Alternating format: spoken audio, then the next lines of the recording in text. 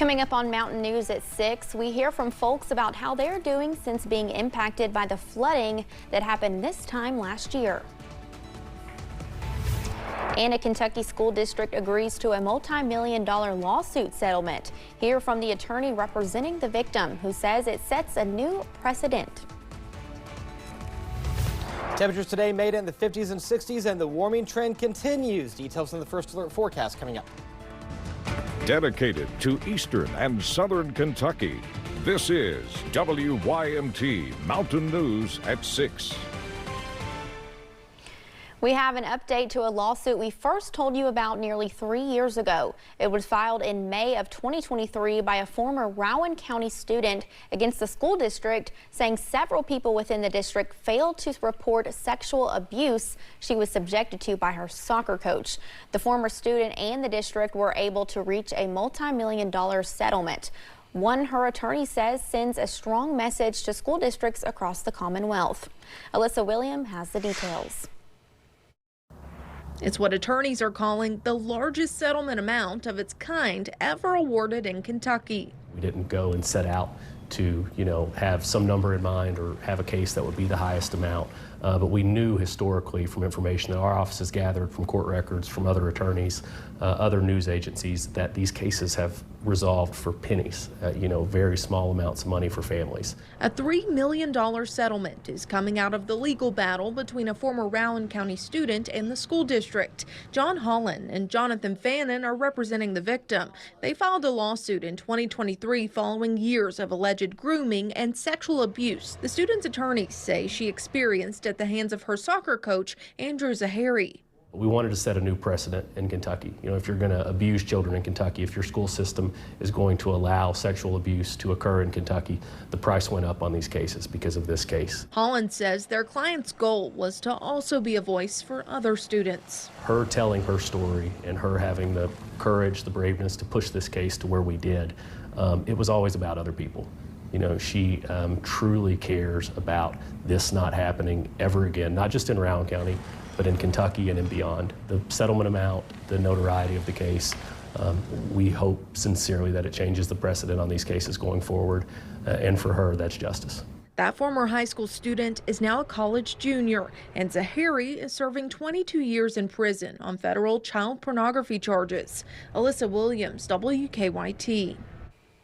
The Rowan County School District did release a statement regarding the settlement. They say while Zahari is responsible, they want to take the appropriate actions necessary to prevent something like this from happening again. This includes staff receiving annual harassment training and complete trainings on abstaining from inappropriate behavior and reporting it properly. The district adds it wishes the victim success, and it hopes this significant settlement makes her financial life less stressful.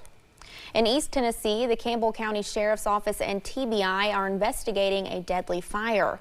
At 4 this morning, deputies and firefighters responded to a camper fire on South Highway 25 West. After they put the fire out, officials say they found a dead man inside the home. Investigators say early findings suggest the fire was accidental.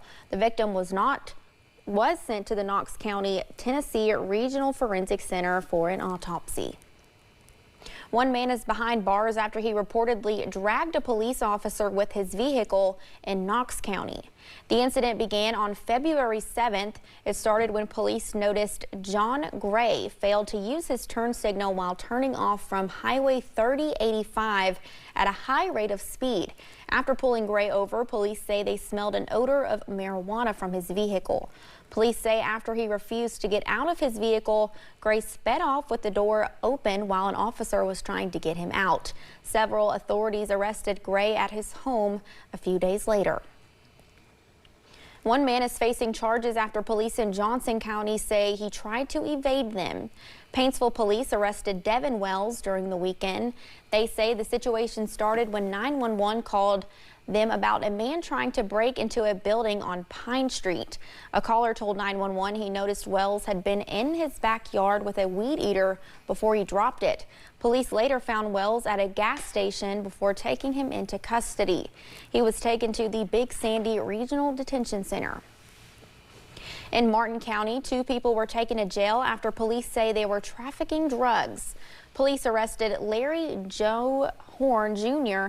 and Brandon Moore last week.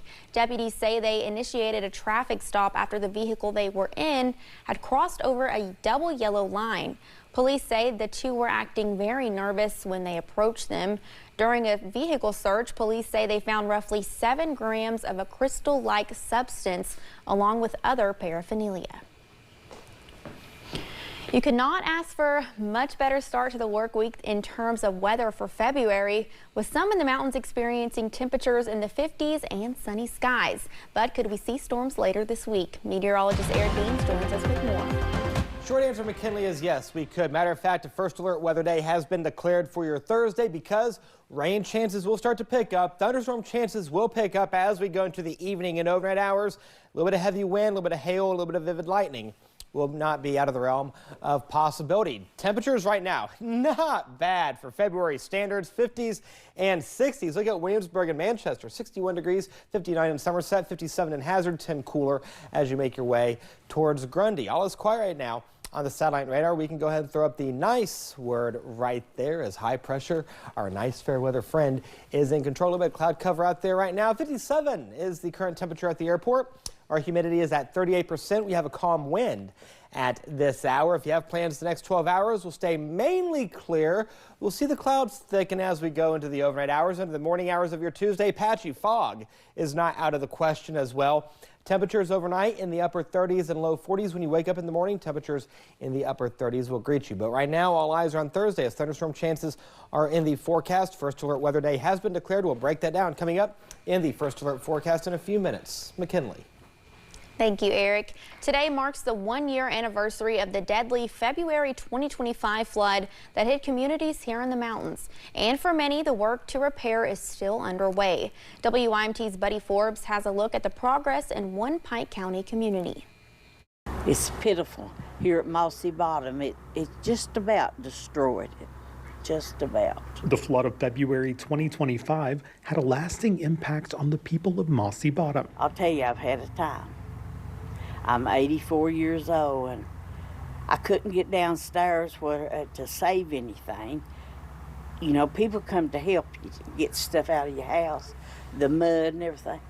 I was afraid of breaking a hip. Even 1 year after the devastating event, the community is still carrying the weight of everything the waters took and the worries they left behind, with many homes gutted, surrounded by piles of debris and mud-caked memories. Sharon Cox, who remodeled her first story after it took on water, says she has faith that her neighbors, who were hit harder, will one day return. Oh, I hope they can get back home and get, get rebuilt if they can and get back on their feet. I sure do. But even those who are new to the neighborhood, like Trenton Keithley and Haley Prater, who moved into their home in October, say the flood recovery has been slow, with many people still in need. It's sad because there's nobody around here, and then you see all these houses that were once lived in, and it's just a total ghost town. Though they are fearful of the future, they are also hopeful through each small sign of progress. They've started, they tore down the trailer over there, and they've been remodeling over there. It's just bringing the community back together a little bit, I feel like. Saying the flood will never be forgotten. Because that flood sure does. Anything it touch, it's damaged. But it will not dampen their future. In Pike County, Buddy Forbes, WYMT Mountain News. Work has been underway in the city of Coal Run to reinforce the flood wall that was damaged during the flood, and community members say they hope to never see a repeat of that weekend that wrecked their worlds. City officials in Pike County say one popular department store will reopen later this week after being impacted by the flooding this time last year. Coal Run Mayor Andrew Scott made the announcement on social media. The JCPenney and Weddington Plaza Shopping Center is scheduled to open at 11 a.m. on Friday. In the aftermath of what happened, folks were stepping up to help their neighbors in need. Parts of eastern Kentucky experienced yet another historic flooding. WYMT's Neely Green spoke to a Hazard law firm 1 year later after the event that destroyed a majority of their firm. While the flow of the North Fork River is calm and steady in Hazard now, that was not the case about this time 1 year ago. Paul Campbell, who does our tape work, texted me and said, I think water's entered your building. And so I thought, well, maybe it's just a little bit, and hoped at that point. But in a few hours, it was absolutely devastating. The February 2025 flood impacted folks all throughout eastern Kentucky, and Hazard was no exception. The river crested at 30.5 inches overnight, making it the largest flood in decades. Debbie Lewis owns a law firm downtown, and her building saw over 5 feet of water, destroying years of hard work. We lost everything downstairs here, and had to gut the downstairs, because of course all the sheetrock and everything was destroyed. Rebuild and start over. With help and support from family, friends, community members, and contractors, they were able to get back settled into the downstairs of the firm by May. But Lewis says those few months where they were displaced was overwhelming at times. It meant working Saturdays, lots of Sundays, lots of nights, you know. If you couldn't get work, or if I couldn't get work done here because of handling other things, I could just take it home and work on it. The flood did not just impact the building, but also Lewis's peace of mind. She says to this day, she wonders if it will ever happen again. Every time it rains now, especially if it's raining here, I'm always checking my cameras just to make sure that they're getting a lot of rain. Because I do worry about that, worry that it happened again. The firm now files all documents to their server as they lost a lot of paperwork in the water. In Perry County, Neely Green, WYMT Mountain News. Lewis says she is grateful that was the only the damage that she experienced, and she empathizes with those who lost homes, or more than that, just this night 1 year ago. Folks in Lee County were impacted by last year's flooding as well, including in Beattyville. Dr. Ryan Reams with Three Rivers Veterinarian Services had to shut down his business for a month. His business bounced back, but he had about $60,000 worth of damage, including a $40,000 x-ray machine that floodwaters put out of commission. It was just one business of 50 impacted. It really hurt the town in more ways than one. You know, a second flood in less than 5 years. You kind of give a different perspective. Hey, do we need to come back or not? The manager of Fire Up Smoke Studio, a smoke shop in Beattyville, says they were dealt a major blow by the flooding. She says they do not want to see it go under again, but it is possible it could happen. We continue to look back on the flooding that wreaked havoc on communities in our area last year. We had photos and videos submitted from viewers about high water in their driveways and in some cases even their homes. At least 20 people died from last year's floodings. Here in Perry County, we told you about one family home being gutted and having to start over. In Breathitt County, emergency management crews conducted approximately 100 rescues after the rain that county received. And roads were closed in multiple counties at one point, including in Pike County, where vehicles, pools, and other items were destroyed. And we continue to look back on the flood that impacted so many just 1 year ago. Meteorologist Eric Dean and Megan Dusmall were on the air for hours during the flood. Megan remembers seeing Triangle Park in downtown Hazard underwater. And we got access to that camera that day, I believe. And so Eric was like, let me put this up for you. And the second that I saw it in the monitor, I think that's when it finally clicked that it's everywhere. It was something I didn't expect going into it because I knew it was going to be bad. I mean, that's something we've been talking about at that point for 4 days. And just seeing the actual impacts of it, it was insane. I could not believe it. The North Fork of the Kentucky River crested above 30 feet in Hazard for the first time since 1984. It's believed to be the 6th worst river flood in Perry County in the last 100 years. You can learn more about the flood and other weather topics on tonight's Issues and Answers. It airs right after the CBS Evening News on WYMT. Hard to believe that's been a year already. Headlines for tonight: patchy fog not out of the question for Tuesday morning. Wednesday it's going to be warm, but shower chances will ramp up. But we have a first alert weather day in play for Thursday. Details coming up.